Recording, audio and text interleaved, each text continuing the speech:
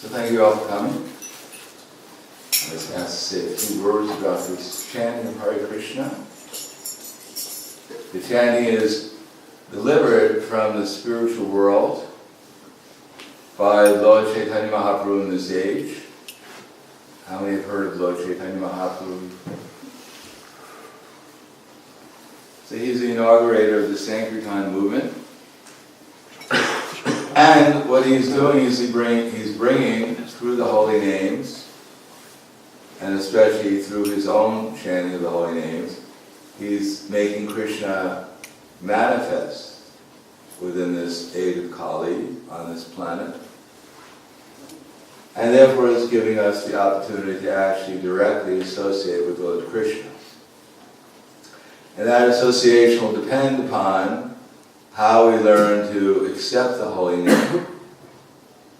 In other words, the more we have faith in the holy name, the more we simply are receptive to the holy name, then the more we'll actually experience Krishna. And since Krishna is unlimited, but he's not only just unlimited, but he's unlimited full of pleasure and knowledge.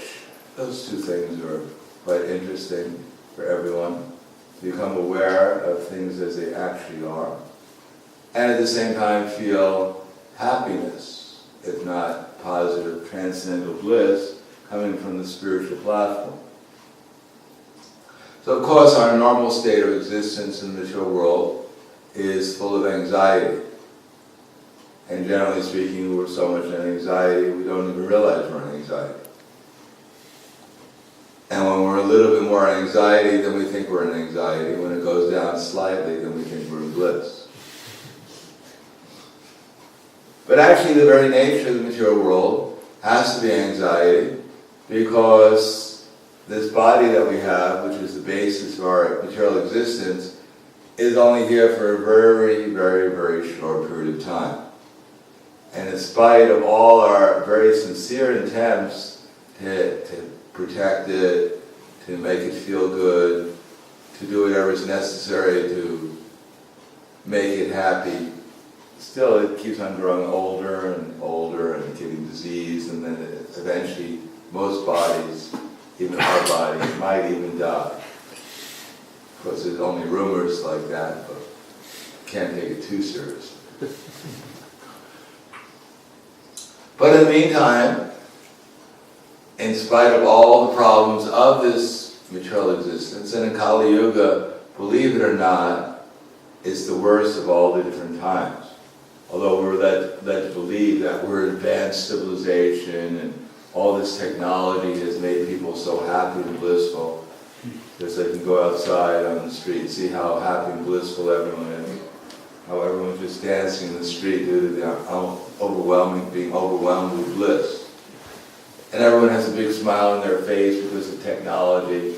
As soon as they put the iPhone to their ear, immediately their whole consciousness lights up with bliss. Of course, they may light up, but that's a different thing.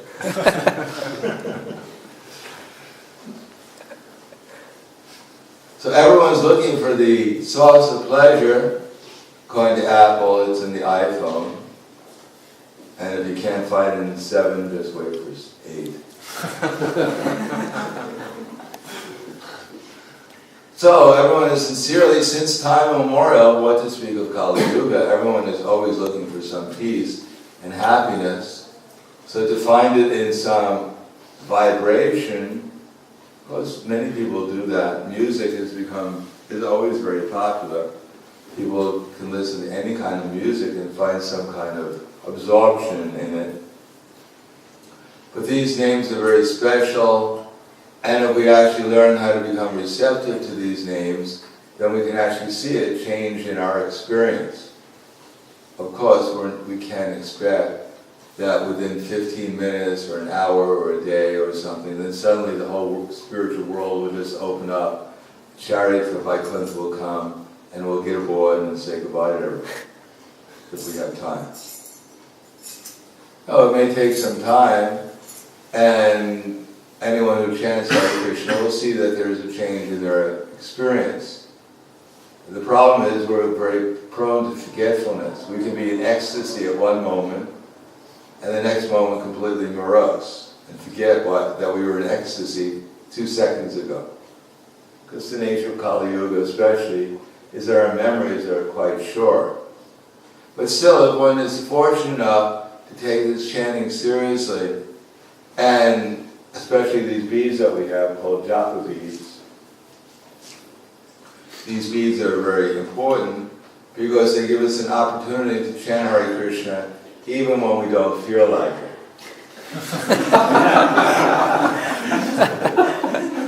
I know we're only supposed to do things we like to do. Everyone likes to pay their water bill and their gas bill and their rent. Everyone loves to go to work and work. Everyone loves to go to school and take tests. We only do what we love to do, I know. When you go to the dentist because you love the dentist, and he starts drilling, you're there because you love to have it happen to you. So, many times we do, even what we don't like to do, because we know we have to do it. So this chanting goes into two categories. One is at the beginning, as it says in the nectar of the instruction, we're just like patients who have jaundice. People who have jaundice, they don't like sugar candy, although the taste of sugar candy is very sweet, but due to their jaundice, taking sugar candy appears to be bitter at first. But if they keep on taking sugar candy, then after some time the jaundice will go away, and then the sweetness of the sugar candy will be there. So of course when we're chanting together, then we have no choice but to listen, because usually the sound of everyone's voice drowns out our mind for a few seconds. And therefore we're forced to actually listen. And we may even like to listen when we're just singing the sound vibration, etc. And we may derive some satisfaction, even happiness from it. But it's not simply one of the many choices we have, that we can chant Hare Krishna or we can chant Mary Had a Little Lamb. It just depends upon how nicely we sing either one of them. But the chanting will actually bring us into association with the person that we left behind many lives of Brahma ago, and that we're searching for since time immemorial, because there's no one or anything can substitute for Krishna. Krishna is so attractive that in the spiritual world, every day, which is variable between an unlimited amount of time here, every day everyone is unlimitedly more attracted to Krishna. So what to speak of here when we have a choice between, an iPad or an iPhone or a TV set and Krishna? There's really not very much competition. There's really not much that's so attractive here. Unless you're really into Star Wars or something. So here the opportunity to associate with Krishna is given just by chanting his name, but we may not have very much of a taste for it, because right now we don't really understand how much absorbed we are in illusion, how much we're actually accepting this dream that we're going through as reality. Although it's just a dream, and although this idea that our identity, whoever we think we are right now, is some kind of hero or heroine in some kind of wonderful drama that's going on. Could be a romance, and usually it's a horror story. But people have a taste for both. So we don't realize how much asleep we are, but if we get these japa beads and we start chanting, then we'll start waking up a little bit. And then we'll begin to realize that we are dependent we're dependent on chanting Hare Krishna, especially in this age, to maintain our connection with reality. Of course, at the beginning we chant a certain number of rounds a day, like 16 is prescribed, minimum, so that we can keep somehow or another going towards reality and waking up out of this kind of, I don't want to say, it seems like a nightmare always, but a very unpleasant experience we're going through. But if we can't keep on chanting Hare Krishna, then gradually we'll see our necessity of chanting, and then one day it might even the chanting Hare Krishna on beads will turn into something pleasurable. Of course, the fact is, Krishna is a person, and he's in our heart, and he's controlling the whole universe. So when he sees we're trying to become sincere, he'll actually reciprocate with us and encourage us in different ways to go forward with the process. It's not some mechanical process like sitting down and doing a yoga exercise and every day your toe gets closer to your nose.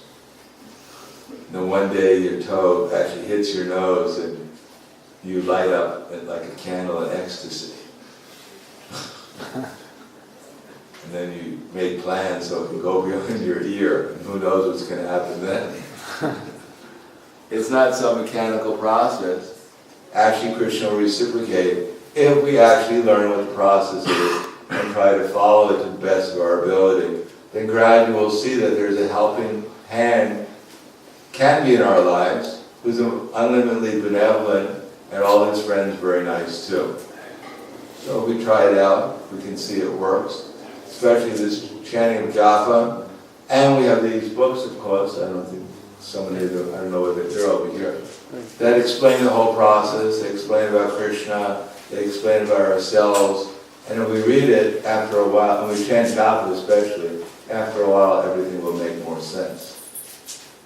So I'll stop there. Thank you. Hare Krishna.